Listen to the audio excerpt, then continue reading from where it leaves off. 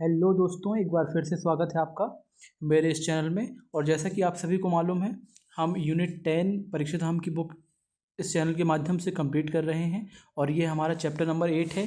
इससे पहले हम 7 चैप्टर कंप्लीट कर चुके हैं। ठीक है, यदि आपने वो वीडियो जाकर नहीं देखी है तो आप चैनल पर जाइए और प्लेलिस्ट बनी हुई है परीक्षा धाम यूनिट 10 के नाम से।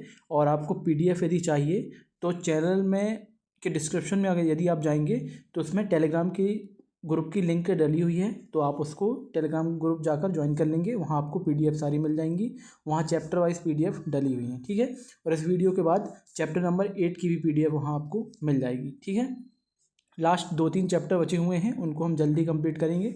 ठीक है, चलिए चैप्टर नंबर 8 हमारा रहेगा मध्य प्रदेश की भाषा, बोली और साहित्य के बारे में हम इसमें बात करेंगे। ठीक है, चलिए सबसे पहले मैप में देख लेते हैं। ये मध्य प्रदेश की बोलियां हैं। ऊपर साइड बोली जाती है मध्य प्रदेश के उत्तर में ब्रजभाषा का क्षेत्र ये कहलाता है। उसके पश्चात मध्य प्रदेश की पश्चिम वाले क्षेत्र में मालवी बोली बोली जाती है और इस वाले एरिया में बुंदेलखंड बोली, फिर बघेलखंड बोली। बघेलखंड का जो क्षेत्र है वहाँ बघेलखंडी बोली। ये गोंड जनजाति का बाहुल्य क्षेत्र है तो गोंडी बोली बोली जाएगी। यहाँ कोरकू जनजाति निवास करती है तो कोरकू जनजाति, और निमाड़ वाले क्षेत्र में निमाड़ी जनजाति निवास करती है। ठीक है, चलिए इनको हम डिटेल से देखते हैं आगे क्या दिया हुआ है। सबसे पहले बोलियों का ये विस्तार रूप से वर्णन है। सबसे पहले हम बात करेंगे मालवी बोली की। किसकी? मालवी बोली की।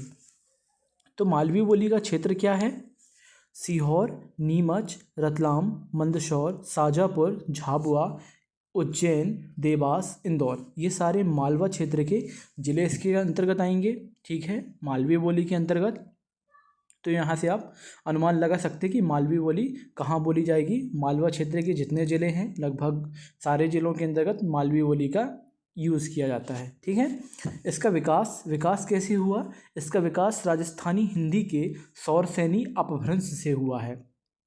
कैसे हुआ है? राजस्थानी हिंदी के सौरसैनी अपभ्रंश से मालवी बोली का विकास हुआ है। इसके मालवी के साहित्यकार कौन है वो देख लेते हैं। पहले हैं श्रीनिवास जोशी, चंद्रशेखर दुबे, ललिता रावल, डॉक्टर पूरन सहगल और बाल कवि बैरागी। ये बाल कवि बैरागी आप याद रखेंगे और श्रीनिवास जोशी, इन दोनों का नाम आप मुख्य रूप से याद रखेंगे। पूछा जा सकता है कि बाल कवि बैरागी का संबंध किस बोली से है, तो आपको वहाँ आंसर देना होगा कि मालवी बोली से उनका संबंध है। ठीक है, यहाँ तक मालवी बोली की क्या उपबोलियाँ हैं? ये हैं उमटवाड़ी, खानदेशी, भीली और रतलामी। रतलामी जो है मालवी बोली की उपबोली है, जो रतलाम वाले क्षेत्र में प्रमुख रूप से बोली जाती है या प्रयोग की जाती है। ठीक है, यहाँ तक चलिए इसके बारे में कुछ विशेष तथ्य दिए हुए हैं वो देख लेते हैं। मालवी शब्दकोश के संकलनकर्ता कौन है? प्रहलाद चंद्र जोशी।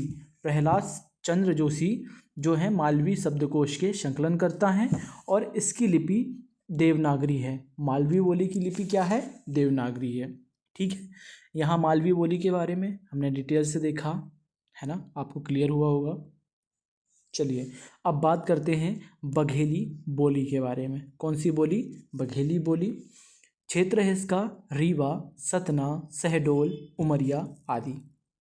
बघेलखंड के क्षेत्र के अंतर्गत जितने भी ज़िले आते हैं उन ज़िलों में बघेली बोली सामान्यतः बोली जाएगी और कुछ अन्य ज़िलों में भी ये देखने को मिल सकती है, कुछ हिस्सों में। ठीक है, इसका विकास अर्धमागधी अपभ्रंश से हुआ है। कैसे हुआ है? अर्धमागधी अपभ्रंश से बघेली बोली का विकास हुआ है। ठीक है, यहाँ तक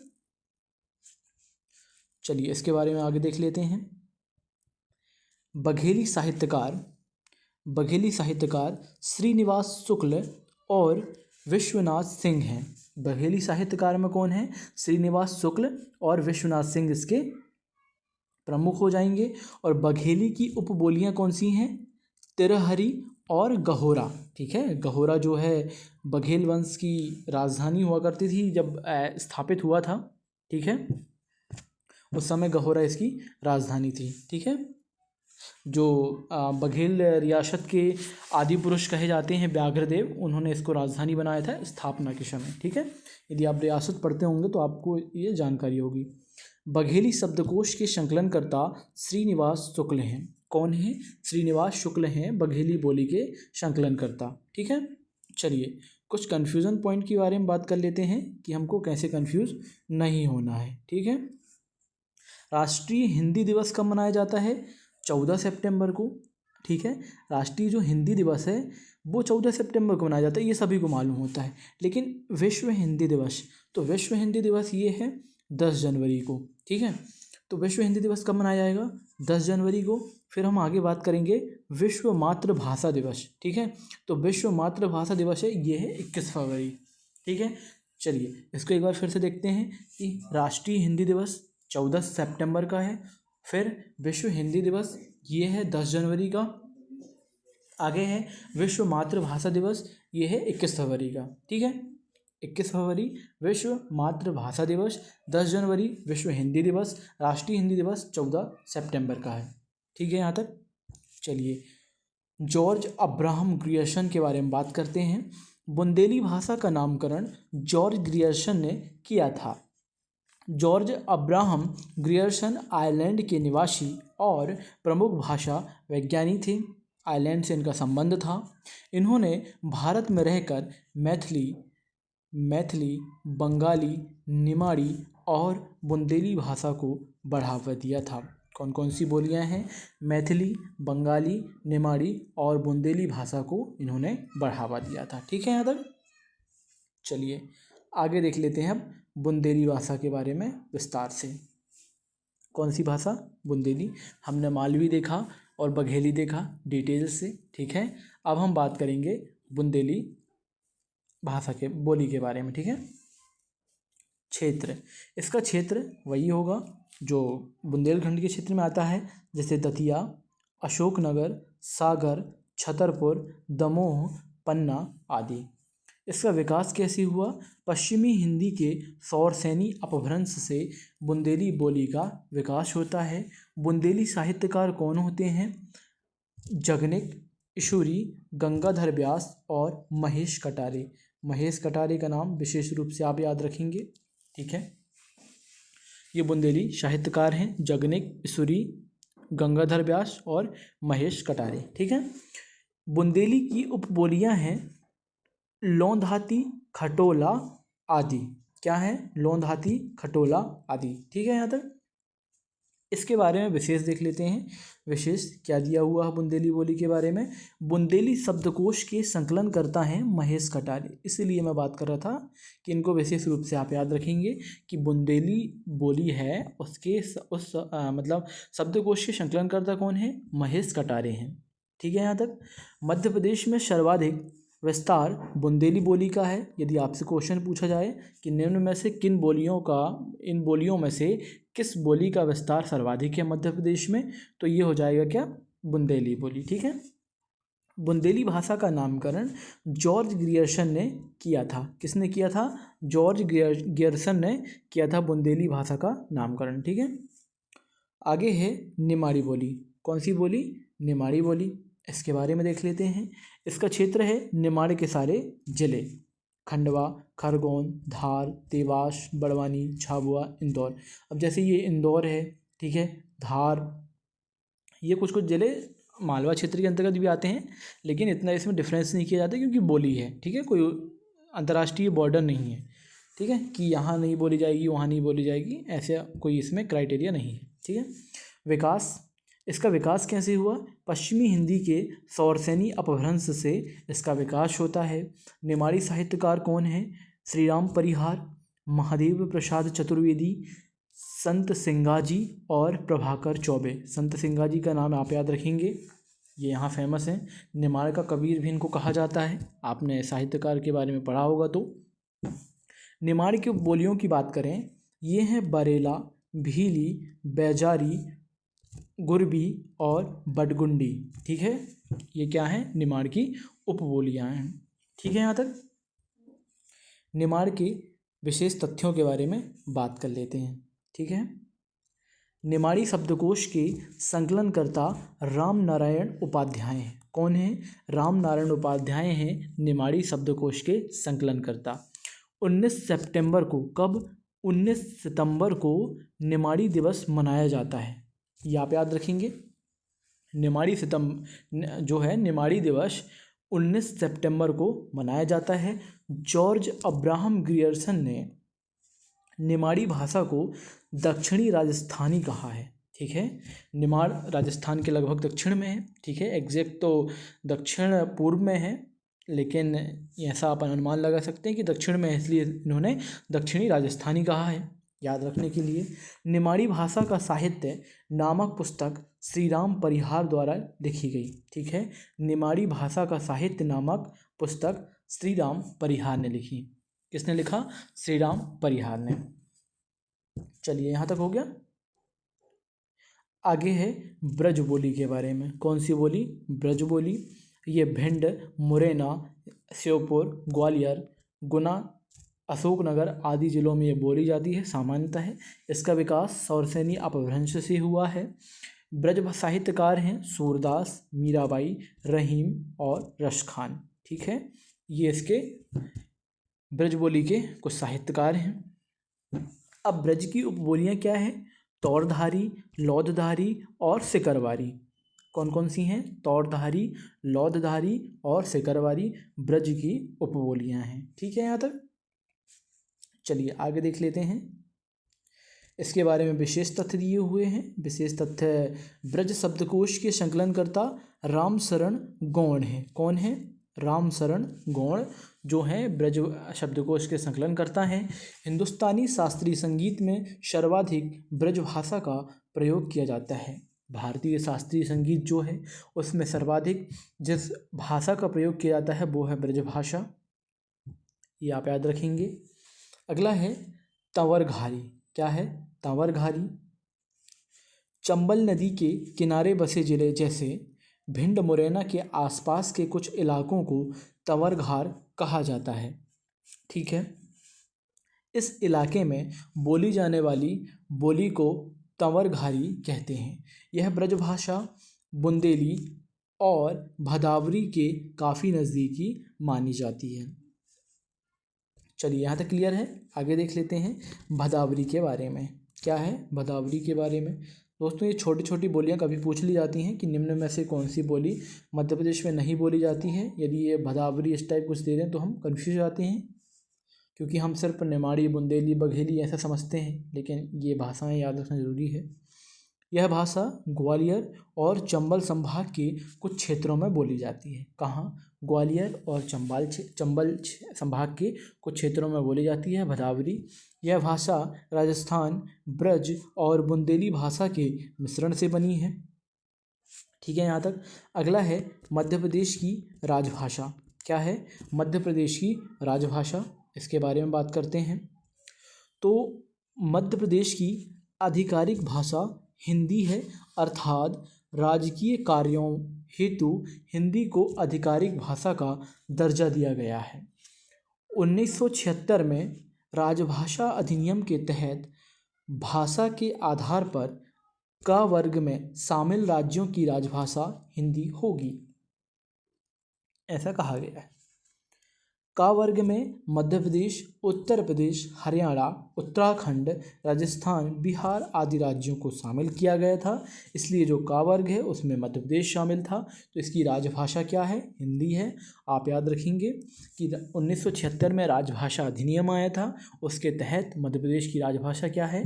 राजभाषा हिंदी है। ठीक है। अब जैसे 3 बेसिक नीड्स कहते हैं, लोग बात करते हैं कि हमें 3 जो है मुख्य ज़रूरतें होती हैं, जैसे रोटी, कपड़ा और मकान। 3 चीज़ें एक व्यक्ति के लिए आवश्यक हैं। ठीक है, लेकिन यहाँ बात की गई है रोटी कैसी होनी चाहिए? बटर रोटी होनी चाहिए, कपड़ा ब्रांडेड होना चाहिए और मकान जो है लग्जरी होना चाहिए। ठीक है, नॉर्मल रोटी कपड़ा मकान से नहीं होगा, ये आप इसको चेंज कर लेंगे। रोटी होगी बटर, कपड़ा होगा ब्रांडेड और मकान होगा लग्जरी। ठीक है, चलिए आगे देखते हैं। यहाँ से आपको मोटिवेशन आ जाना चाहिए। ठीक है। मध्य प्रदेश में जनजातियों की प्रमुख बोलियाँ, इन बोलियों को जो टेबल दी हुई है, टेबल में देख लेते हैं क्या इसमें अलग किया गया है, इन्होंने दिया है। जैसे बैगानी, बैगानी बैगा जनजाति की बोली है, ये जनजातियाँ बोलियाँ हैं, ठीक है। बैगानी किसकी, बैगा की है। बैगा डिंडोरी, मंडला, बालाघाट, शहडोल, अनूपपुर आदि क्षेत्रों में बोली जाती है, ठीक है यहाँ तक। अगली है भरियाटी या भरनोटी। कौन सी है, भरियाटी या भरनोटी। ये भारिया की जनजाति है, भारिया जनजाति की बोली है भरियाटी या भरनोटी। ये पातालकोट छिंदवाड़ा में पाई जाती है, ठीक है। छिंदवाड़ा का तामिया विकासखंड के अंतर्गत आता है पातालकोट, वहाँ निवास करती है भारिया जनजाति, तो भारिया जनजाति की बोली भी वही क्षेत्र होगा। अगला है कोलीहारी, कोलीहारी कोल जनजाति की भाषा है, सीधी और शहडोल में है प्रमुख रूप से बोली जाती है। आगे है परधानी, परधानी परधान जनजाति की बोली है, मंडला और डिंडोरी में से बोला जाता है, ठीक है। बारेली, पटालिया, भीली, भिलाला आदि इसकी ये बोली है, ठीक है। ये है भील जनजाति की है, ठीक है। तो हमने ये क्या देखा, ये भील जनजाति की बोली थी। रतलाम, धार, झाबुआ और अलीराजपुर इसके प्रमुख क्षेत्र हैं। जो जहाँ की बोली है दोस्तों, उसका वो क्षेत्र है, तो वो बोली भी उसी क्षेत्र में बोली जाएगी जहाँ वो जनजाति निवास करती है, ठीक है। इसमें ज़्यादा टेंशन लेने की बात है नहीं, हम कॉमन सेंस से आंसर टिक कर सकते हैं। अगला है गोंडी, गोंडी जो है इनको मंडलाही और पारसी बोलते हैं, डोरली और भतरी ये गोंडी जनजाति की बोली है। छिंदवाड़ा, सिवनी, बालाघाट, मंडला, डिंडोरी, होशंगाबाद, ये जो सिवनी है, सिवनी, बालाघाट, छिंदवाड़ा, मंडला, डिंडोरी ये गोंड जनजाति बाहुल्य क्षेत्र हैं, तो ये गोंड जनजाति ये जो बोलियां हैं वहीं बोली जाएगी, गोंडी, डोरली और भरती वगैरह। अगली है कोरकू, कोरकू, निहाली और मोवाशी, ठीक है। कोरकू जनजाति की बोली है, ये बैतूल, होशंगाबाद, छिंदवाड़ा, खंडवा और खरगोन में ये बोली जाएगी, ठीक है। चलिए आगे देख लेते हैं। ये इनका जो क्षेत्र था मैप के थ्रू बताया गया है, आप इसको एक बार देख लेंगे, बाकी तो हमने डिटेल में बात कर ली है। जैसे ये तवरघारी और भदवारी ऊपर की तरफ है, ठीक है। बारेली पश्चिम क्षेत्र, बैगानी पूर्वी क्षेत्र, उत्तर पूर्व में गहोरा, बनाफरी और कोलियारी, ठीक है। इस साइड ये टीकमगढ़ निवाड़ी साइड हो जाएगी खटोली, और ये निहाली हो जाएगी हमारे बैतूल साइड, और भरनोटी बोली हो जाएगी ये हरदा, बैतूल, नरसिंहपुर साइड, ठीक है। और लोधी बोली हो जाएगी बालाघाट और अपनी डिंडोरी, मंडला आदि क्षेत्र में, ठीक है। चलिए आगे देख लेते हैं हम गोंड राज्य से संबंधित साहित्य एवं रचनाएं। कौन सा राज्य, गोंड राज्य से संबंधित साहित्य एवं रचनाएं। जैसे हैं संग्राम शाह, संग्राम शाह की रचना है रस रत्नमाला। कौन सी रचना है, रस रत्नमाला संग्राम शाह की रचना है। आगे हैं दामोदर ठाकुर, दामोदर ठाकुर की रचना है दिव्य निर्णय। क्या है, दिव्य निर्णय। अगले हैं महेश ठाकुर, महेश ठाकुर आलोक दर्पण, तिथि तत्व, चिंतामणि ये इनकी रचना है। आगे हैं पद्मनाभ भट्टाचार्य, दुर्गावती प्रसाद और वीर चंपू। दोस्तों यदि आप जब गोंड जनजाति के जब गोंड रियासत के बारे में पढ़ते हैं तब आपको ये रचनाएं वहाँ देखने को मिलती हैं, ठीक है। तो कहीं ना कहीं ये चीज़ें कवर हो जाती हैं, तो यहाँ भी आप इनको याद रख लेंगे। यदि आपने वहाँ पढ़ा है तो आप यहाँ आपका उनको रिवीजन हो जाएगा, ठीक है। अगला है भानुदत्त मिश्र, भानुदत्त मिश्र की बुक है रसमंजरी। लक्ष्मी प्रसाद दीक्षित की है गजेंद्र मोक्षवर्णम, ठीक है। और आगे है रूपनाथ झा, किसकी बुक है, रूपनाथ झा की बुक है गणेश नृपवर्णम, ठीक है। इस बुक में जो बघेल वंश है उसके बारे में वर्णन मिलता है, बघेल रियासत जो हुई थी उसका वर्णन मिलता है, रूपनाथ झा की पुस्तक है गणेश नृपवर्णम। अगला है वीर वाजपेयी, प्रेम दीपिका और सुदामा चरित ये इनकी रचना है। प्रेम दीपिका, सुदामा चरित किसकी रचना है, वीर वाजपेयी की। अगला है हृदय शाह, हृदय शाह की है हृदय कौतुक और हृदय प्रकाश, ठीक है। चलिए आगे देख लेते हैं कुछ विशेष तथ्यों के बारे में। उरांव जनजाति द्वारा बोली जाने वाली बोली को करखू कहा जाता है। क्या कहा जाता है, करखू कहा जाता है। मध्य प्रदेश के बैतूल, छिंदवाड़ा, पांडुर्ना क्षेत्र में पवारी और भोयरी बोली बोली जाती है। गोंडी मध्य भारत की प्रमुख जनजातीय भाषा है। जो गोंडी है मध्य भारत की प्रमुख जनजातीय भाषा है। ठीक है। भीली आर्य भाषा परिवार से संबंधित भाषा है। जो भीली है आर्य भाषा से संबंधित, आर्य परिवार के से संबंधित भाषा है। गोंडी द्रविड़ भाषा परिवार की भाषा है। गोंडी बोली के लिए प्रयुक्त लिपि देवनागरी है। कौन सी लिपि है? देवनागरी लिपि है। ठीक है। कोरकू ऑस्ट्रो एशियाई भाषा परिवार की मुंडा शाखा की भाषा है। बिल्कुल। मध्य प्रदेश सरकार द्वारा गोंडी भाषा को प्राथमिक शिक्षा में शामिल किया जाएगा। मध्य प्रदेश सरकार द्वारा गोंडी भाषा को प्राथमिक शिक्षा में शामिल किया जाएगा। ठीक है यहाँ तक। चलिए अब देख लेते हैं मध्य प्रदेश के लोक साहित्यों के बारे में। हमने बोलियाँ देखा, बहुत डिटेल में देखा है, प्रमुख तथ्य देख लिया है, और जो जनजातीय बोलियाँ थी वो भी देख लिए थे, जो नॉर्मल बोली थी वो भी देख लिए थे। ठीक है। अब हम बात करेंगे मध्य प्रदेश में लोक साहित्य के बारे में। जब हम मध्य प्रदेश का लोक साहित्य देखते हैं, हम 4 साहित्यकारों के बारे में प्रमुख रूप से अध्ययन करेंगे, जैसे जगनिक हैं, सिंगाजी, घाघ और ईश्वरी। ठीक है। मध्य प्रदेश के लोक साहित्यकारों में इन 4 साहित्यकारों का नाम प्रमुख रूप से आता है, तो इनके बारे में हम डिटेल से अध्ययन करेंगे। सबसे पहले हम बात करेंगे जगनिक के बारे में। किसके बारे में? जगनिक के बारे में। तो इनके बारे में पहला तथ्य दिया हुआ है कि हिंदी साहित्य में वीरगाथा काल में जगनिक का अहम स्थान है। ठीक है। किसमें? हिंदी साहित्य में वीरगाथा काल में जगनिक का अहम स्थान है। जगनिक कालिंजर के राजा परमाल या परिमल चंदेल के दरबारी कवि थे। किसके? जो जगनिक हैं कालिंजर के राजा परिमल चंदेल के दरबारी कवि हुआ करते थे। यह कवि चंदवरदाई के समकालीन भी रहे हैं। किसके समकालीन रहे हैं? चंदवरदाई के समकालीन रहे हैं। आल्हा खंड कालिंजर महोबा के आल्हा एवं उदल की वीरगाथा है, जो आल्हा खंड है। ठीक है। ये विश्व की सबसे लंबी लोक गाथा है दोस्तों। ठीक है। आल्हा खंड कालिंजर के महोबा की जो 2 सेनापति हुआ करते थे ये। ठीक है। आल्हा और उदल, इनकी वीरगाथा का वर्णन है आल्हा खंड में। वर्तमान में जो संजो बघेल हैं, ठीक है, वो आल्हा गायन के लिए प्रसिद्ध हैं। ठीक है। आल्हा गायन तो गाया करती थी, लेकिन अभी अब नॉर्मल गीत भी वो गाती हैं। ठीक है। आप यूट्यूब में जाकर सर्च करेंगे संजो बघेल, तो आपको उनके गीत उसमें मिल जाएंगे। ठीक है। आल्हा खंड बुंदेली, बनाफरी और अवधी भाषा का मिश्रण है। इनकी प्रमुख रचनाएं हैं, ये परिमल राशो है और आल्हा खंड है। ठीक है। ये परिमल राशो कर लेंगे इसको, और आल्हा खंड है। इनकी प्रमुख रचनाओं में आल्हा खंड, आल्हा गायन, जिसमें 52 खंड हैं। कितने खंड हैं आल्हा खंड में? 52 खंड हैं। विश्व की सबसे लंबी कविता आल्हा खंड मानी जाती है। ठीक है। इसी की मैं बात कर रहा था आपसे कि विश्व की सबसे लंबी कविता कौन सी है? आल्हा खंड है। ठीक है यहाँ तक। चलिए ये हमने देख लिया जगनिक के बारे में। अब आगे देखेंगे सिंगा जी के बारे में। ठीक है। सिंगा जी के बारे में क्या डिटेल्स दिया हुआ है देखते हैं। सिंगा जी का जन्म खजूरी गांव बड़वानी जिले में हुआ है।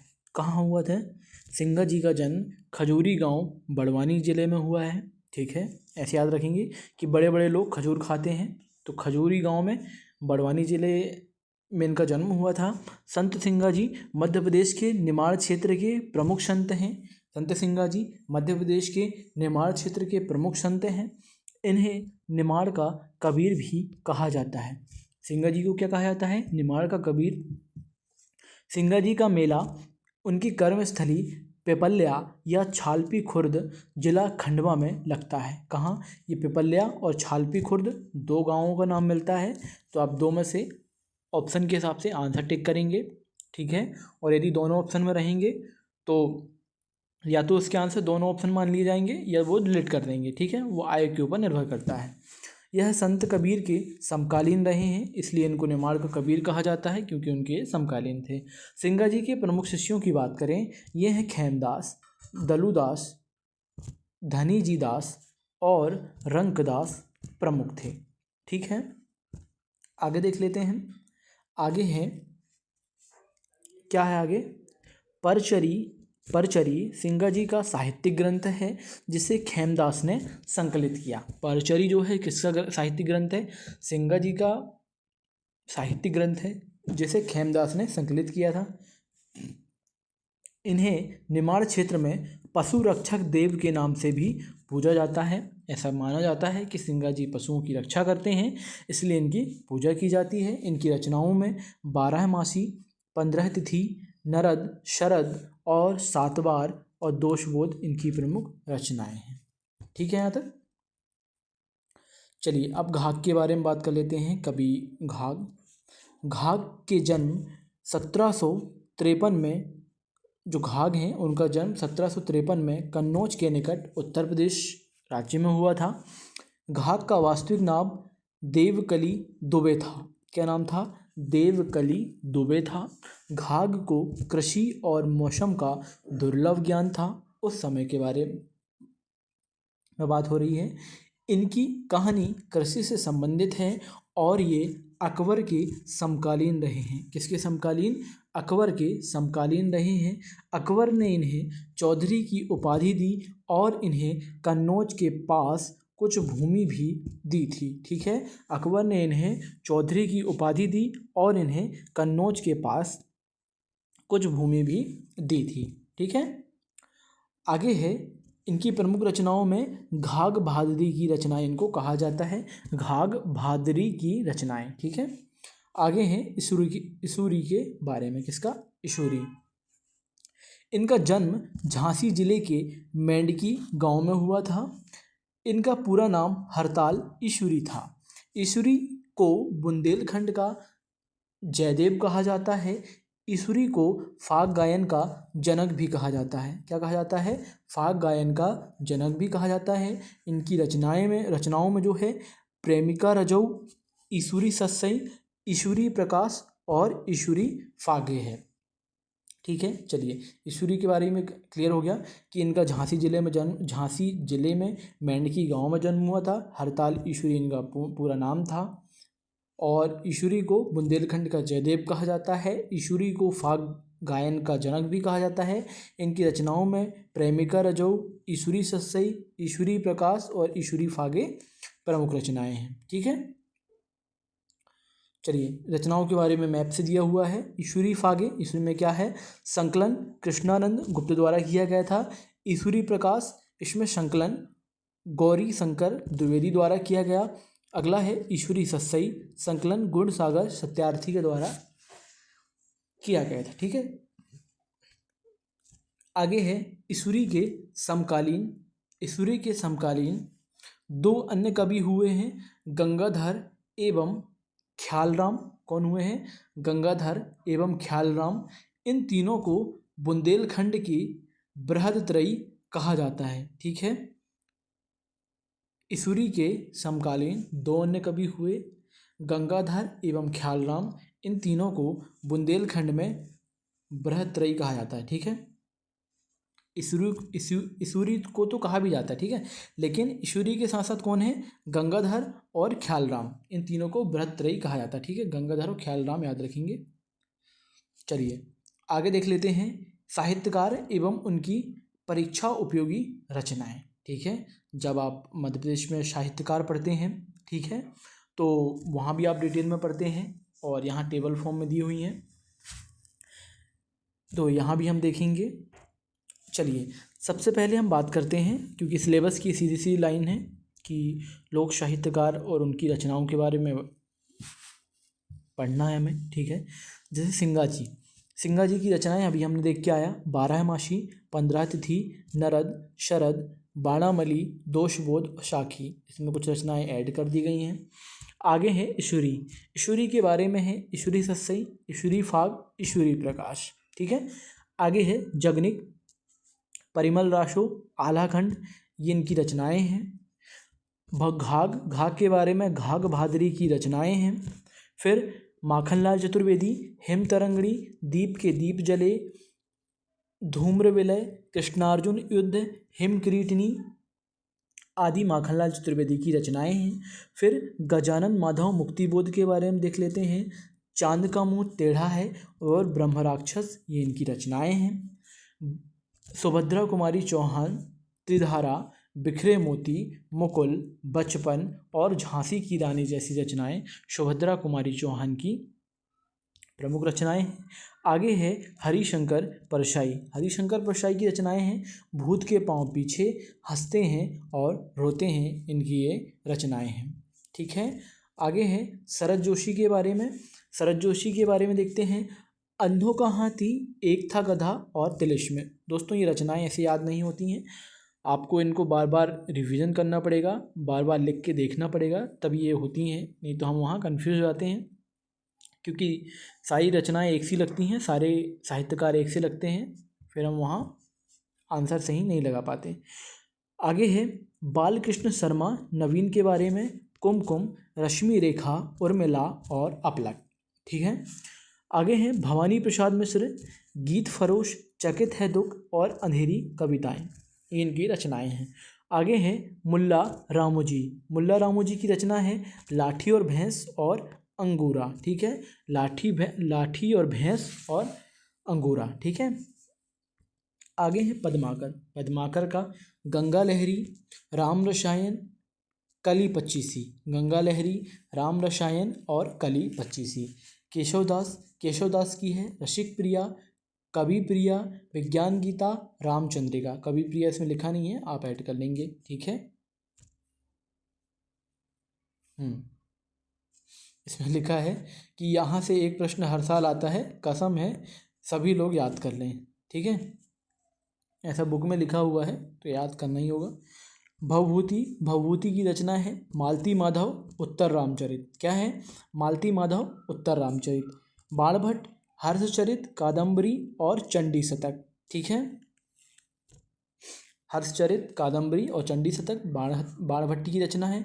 भर्तहरि श्रृंगार शतक, नीति शतक और एक और है बैराग्य शतक। ठीक है, इनको शतक त्रयी भी कहा जाता है भर्तहरि को, तो याद रखेंगे आप। श्रृंगार शतक, नीति शतक और बैराग्य शतक। ठीक है, और चंडी शतक यहाँ कन्फ्यूज नहीं होंगे, चंडी शतक बाणभट्ट की है। ठीक है, और शतक त्रयी भर्तहरि को कहा जाता है। जब आप साहित्यकार डिटेल में पढ़ेंगे आपको वहाँ ये फैक्ट देखने को मिल जाएंगे। ठीक है, राजा भोज, राजा भोज की लगभग 84 रचनाएं हैं दोस्तों। ठीक है, एक दो से काम नहीं चलेगा।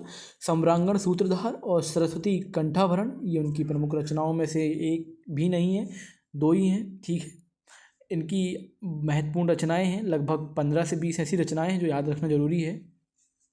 ठीक है, आगे है कालिदास, ऋतुसंहारम, मेघदूतम, कुमार संभवम।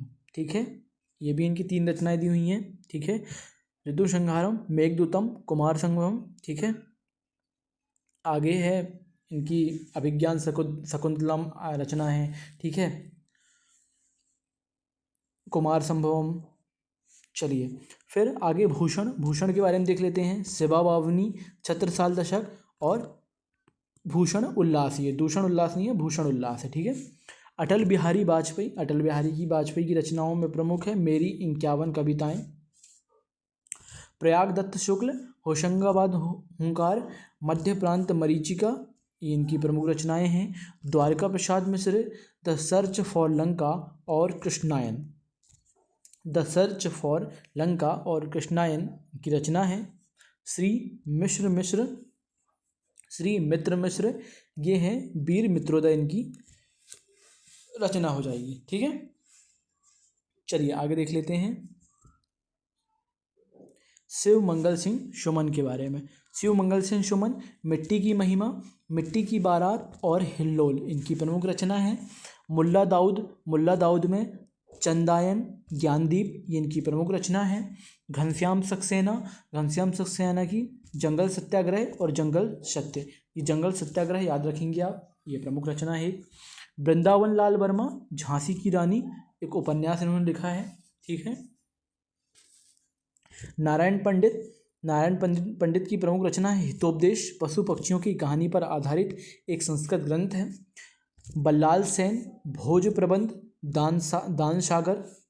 आगे है धर्मपाल, भविष्य दत्त कथा और तिलक मंजरी। ठीक है, विश्वनाथ सिंह, आनंद रघुनंदन और कबीर बीजक, ये इनकी प्रमुख रचनाएं हैं। ठीक है, चलिए ये हुआ। अब देख लेते हैं गोवा प्लान को साकार करने वाले तथ्य। ठीक है, ये इस प्रकार से भाई घूम रहा है। ठीक है, और फोटो बढ़िया शानदार है। चलिए स्टार्ट करते हैं गोवा प्लान को साकार करने वाले तथ्य। ठीक है, पवारी बोली मुख्यतः बैतूल और छिंदवाड़ा के कुछ भागों में बोली जाती है। सिंगा जी का जन्म मध्य प्रदेश के बड़वानी जिले के खजूरी ग्राम में हुआ था। बड़े बड़े लोग खजूर खाते हैं, ऐसा याद रखेंगे आप। परिमल रासो और आलाखंड की रचना जगनिक है। परिमल रासो और आलाखंड की रचना किसने की है? जगनिक ने की है। खटोली बोली पन्ना, छतरपुर और दमोह क्षेत्र में बोली जाती है। पश्चिमी बघेलखंड के कुछ भागों में बनाफरी बोली, बालाघाट में लोधी बोली, छिंदवाड़ा में चांदा तथा भंडारा में कोष्ठी बोली बोली जाती है। ठीक है, यहाँ तक आगे देखते हैं। मध्य प्रदेश राजगढ़ के जिले के झेरी गांव और नरसिंहपुर जिले के मोहत गांव में संस्कृत भाषा का अधिक उपयोग किया जाता है। कैन और नगेन नदियों के मध्य गहोरा बोली प्रचलित है। कौन कौन सी बोलियाँ? कैन और नगेन नदियों के मध्य गहोरा बोली। ठीक है, पद्माकर ने अलीजाह प्रकाश ग्रंथ की रचना और दौलतराव सिंधिया के दरबार में की थी। आगे है ईश्वरी प्रकाश का संकलन गौरीशंकर द्विवेदी द्वारा किया गया था। जो ईश्वरी प्रकाश है उसका संकलन किसने किया था? गौरीशंकर द्विवेदी ने किया था। फाग के जनक ईश्वरी को माना जाता है, यह हमने थोड़ी देर पहले देखा। रीवा नरेश विश्वनाथ सिंह द्वारा रचित नाटक आनंद रघुनंदन को हिंदी का प्रथम नाटक माना जाता है।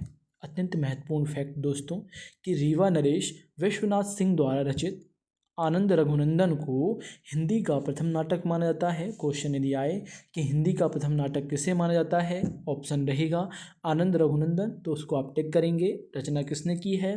रीवा नरेश विश्वनाथ सिंह के द्वारा। नरसिंहपुर जिले में जन्मे डॉक्टर राम कुमार वर्मा को हिंदी का प्रथम कहानीकार माना जाता है। हिंदी का प्रथम कहानीकार कौन है? राम कुमार वर्मा। कबीर के शिष्य धर्मदास की कर्मस्थली बांधवगढ़ मध्य प्रदेश रही है। सिंगाजी के प्रमुख शिष्य खेमदास, दलूदास, धनीजी दास और रंकदास थे। ठीक है, सुभद्रा कुमारी चौहान की प्रारंभिक रचनाएं सरस्वती और माधुरी थी। कौन कौन सी हैं? सरस्वती और माधुरी। कवि भूषण को सोलंकी राजा रुद्र ने भूषण की उपाधि दी थी।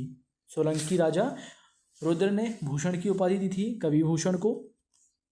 ठीक है, यहाँ तक आगे है केशवदास ने कवि प्रिया की रचना महाराजा इंद्रजीत की पतिव्रता गणिका राय प्रवीण को शिक्षा देने के लिए लिखी थी। कालिदास की रचना अभिज्ञान शाकुंतलम की अंग्रेजी भाषा में अनुवाद विलियम जोन्स ने किया था। कालिदास की रचना है अभिज्ञान शाकुंतलम। ठीक है, ये एक नाटक है कालिदास का, जो अंग्रेजी भाषा में अनुवाद किसने किया था? विलियम जोन्स ने किया था। ठीक है, राजुल भंडारी, अशोक प्रजापति, मदल भटनागर, अन्ना साहिब फाड़के, नागेश यावलकर मध्य प्रदेश के प्रसिद्ध कौन हैं? ये मूर्तिकार हैं। आगे है ग्वालियर का रंगश्री लिटिल बैले ग्रुप और भारत हृदय बैले ग्रुप नृत्य कला के प्रसिद्ध ग्रुप हैं। खजुराहो बैले ग्रुप मूर्ति कला के लिए प्रसिद्ध हैं। राजा चक्रधर सिंह ने राग रत्न और मंजूषा नामक पुस्तकें लिखी हैं। राजा चक्रधर सिंह ने राग रत्न और मंजूषा नामक पुस्तकें लिखी हैं। ठीक है, तो दोस्तों यहाँ हमारा ये चैप्टर एंड हो जाता है। अब आगे दिए हुए हैं ऑब्जेक्टिव। ठीक है, जो कि चैप्टर कंप्लीट करने के बाद लगाना हमारे लिए अत्यंत महत्वपूर्ण हो जाता है। इनको किए बिना चैप्टर कंप्लीट नहीं माना जाता। ठीक है, चलिए इनको स्टार्ट करते हैं। तो इसका पहला क्वेश्चन हो जाएगा, मध्य प्रदेश में निम्न में से कौन सी बोली नहीं बोली जाती? ठीक है, इस टाइप के क्वेश्चन आते हैं, कौन सी बोली नहीं बोली जाती है। ठीक है, जैसे इसमें ऑप्शन दिया हुआ है, देखिए मालवी, गोंडी और बुंदेलखंडी आपको पता है। कौरवी नहीं बोली जाती। ठीक है, कौरव एक जाति है, ठीक है। जैसे पांडवों कौरवों का युद्ध हुआ था महाभारत में, ठीक है। तो उनके हिसाब से ये बोल रहे हैं कि कौरवी एक बोली है, नहीं, कौरवी बोली मध्य प्रदेश में बोली जाने वाली नहीं है। उमठवाड़ी किसकी उपबोली है? उमठवाड़ी मालवी की उपबोली है, ठीक है। आगे है, इनमें से कौन सी मध्य प्रदेश की बोली नहीं है? मध्य प्रदेश की बोली नहीं है, भोजपुरी नहीं है, बाकी तीन तो हैं ही। निमाड़ी शब्दकोश के संकलनकर्ता कौन है? निमाड़ी शब्दकोश के संकलनकर्ता हैं महेश कटारे, ठीक है यहाँ तक। खटोली बोली किस क्षेत्र में बोली जाती है?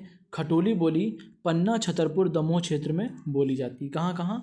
पन्ना, छतरपुर, दमोह क्षेत्र में खटोली बोली बोली जाती है। आगे है, बारेला बोली निम्न में से कौन से जिलों में सर्वाधिक बोली जाती है? ये झाबुआ और अलीराजपुर जिलों में प्रमुख रूप से बोली जाती है, ठीक है। आगे है बनाफरी बोली, ठीक है। बनाफरी बोली मध्य प्रदेश के किस क्षेत्र में बोली जाती है? जो बनाफरी बोली है ये पश्चिमी बघेलखंड में बोली जाती है। कहाँ बोली जाती है? पश्चिमी बघेलखंड में, ठीक है। चलिए 7 क्वेश्चन कंप्लीट। आगे देख लेते हैं 8वां। मध्य प्रदेश में सर्वाधिक बोले जाने वाली बोली कौन सी है? तो मध्य प्रदेश में सर्वाधिक बोली जाने वाली बोली बुंदेली है। क्लियर यहाँ तक? आगे है, बघेली की उपबोलियां हैं तिहरी और गहोरा, है ना। गहोरा के बारे में डिटेल से मैंने बताया था आपको। ब्रजभाषा बोली का क्षेत्र है। ब्रजभाषा बोली का क्षेत्र क्या है? ब्रजभाषा बोली का क्षेत्र है भिंड, मुरैना और ग्वालियर, मध्य प्रदेश के उत्तरी जिले। भीली बोली निम्न में से कौन से जिलों में सर्वाधिक बोली जाती है? ये सर्वाधिक बोली जाती है झाबुआ और अलीराजपुर के जिलों में, ठीक है यहाँ तक। भरनोटी किस जनजाति की बोली है? भरनोटी आप सभी अनुमान लगा सकते हैं, भारिया जनजाति की बोली है। पश्चिमी निमाड़ में किस राज्य की बोली का प्रभाव दिखता है? पश्चिमी निमाड़, तो आप अनुमान लगाएंगे तो महाराष्ट्र का ये क्षेत्र है, निमाड़ क्षेत्र महाराष्ट्र से लगा हुआ है, तो उसका आंसर हो जाएगा। पवारी बोली मुख्यतः किस क्षेत्र में बोली जाती है? पवारी बोली मुख्यतः बोली जाती है बैतूल और छिंदवाड़ा क्षेत्रों में। कहाँ? बैतूल और छिंदवाड़ा क्षेत्रों में, ठीक है। निम्न में से किस जिले में मालवी नहीं बोली जाती? ठीक है, अब देख लीजिए मालवा क्षेत्र का कौन सा जिला नहीं है, तो आप देख लेंगे ये सिवनी जिला मालवा क्षेत्र के अंतर्गत नहीं आता, सतपुड़ा क्षेत्र के अंतर्गत सिवनी जिला आता है, तो मालवी बोली वहाँ कैसे बोली जाएगी? ठीक है। मध्य प्रदेश के किस गांव में संस्कृत भाषा का उपयोग किया जाता है? संस्कृत भाषा का उपयोग किस गांव में किया जाता है? ये हैं झिरी गांव राजगढ़ और मोहत गांव नरसिंहपुर। ए और बी दोनों इसका आंसर हो जाएगा। क्वेश्चन नंबर 17, संत सिंगा जी का जन्म स्थान क्या था? खजूरी गांव बड़वानी। ठीक है, अब गलत नहीं होना चाहिए आपका। बुंदेलखंड में बृहदत्रयी किन कवियों को कहा जाता है? अभी हमने थोड़ी देर पहले देखा, गंगाधर, ख्यालराम और ईश्वरी, इन तीनों को संयुक्त रूप से बृहदत्रयी कहा जाता है।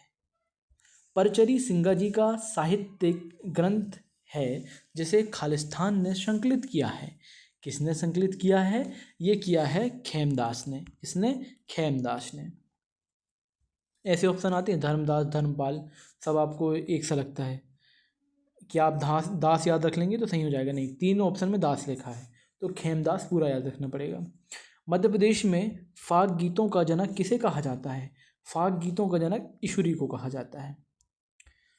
मध्य प्रदेश की बोलियां और उनके क्षेत्रों का सही मिलान कीजिए। ठीक है, तो इसका उत्तर है ऑप्शन नंबर बी।